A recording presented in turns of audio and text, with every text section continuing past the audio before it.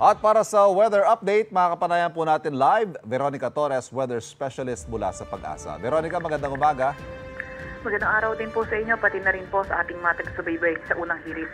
Veronica, nasaan na ang binabantayan nating panibagong LPA? Itong low pressure area na namomonitor natin ay huling namataan kaninang alas 3 ng umaga na nasa may layong 220 kilometers northeast ng Apari, Cagayan. Malaki ba ang chance na maging bagyo nitong LPA? Ito pong low pressure area in the next 24 hours, mababa pa po yung chance na maging isang ganap na bagyo. At ano ang inaasahang galaw nito?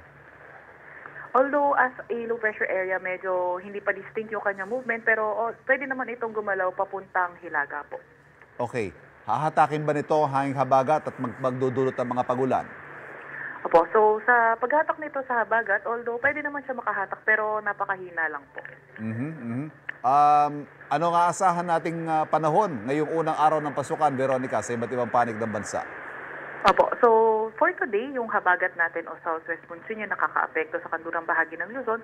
Kaya asahan nga po natin sa may Ilocos Region, sa may Benguet, Abra, Zambales at Bataan, yung maulap na papawirin at mga kalat-kalat na pagulan, pagkilat, pagkulog. Sa atin naman sa Metro Manila at nalalabing bahagi ng bansa, although partly cloudy to cloudy skies condition tayo, may mga tsansa pa rin ng mga localized thunderstorms, lalo na tuwing hapon hanggang gabi. Ito mga pagulang dala ng habagat, magtatagal ba ito, Veronica? Opo, inakikita natin na until tomorrow, although ngayon, mostly western sections ng northern at central Luzon yung maulan, pero pagdating bukas, posible nga magpaulan itong southwest monsoon western sections ng northern Luzon po. Pinakamainam pa rin siyempre magdala ng mga panangga sa ulan. Tama po kayo. Veronica Torres, maraming salamat. Salamat po. Kapuso, para laging una ka sa mga balita, bisitahin at mag-subscribe sa GMA Integrated News sa YouTube. Sa mga kapuso abroad, samahan nyo kami sa GMA Pinoy TV at sa www.gmanews.tv.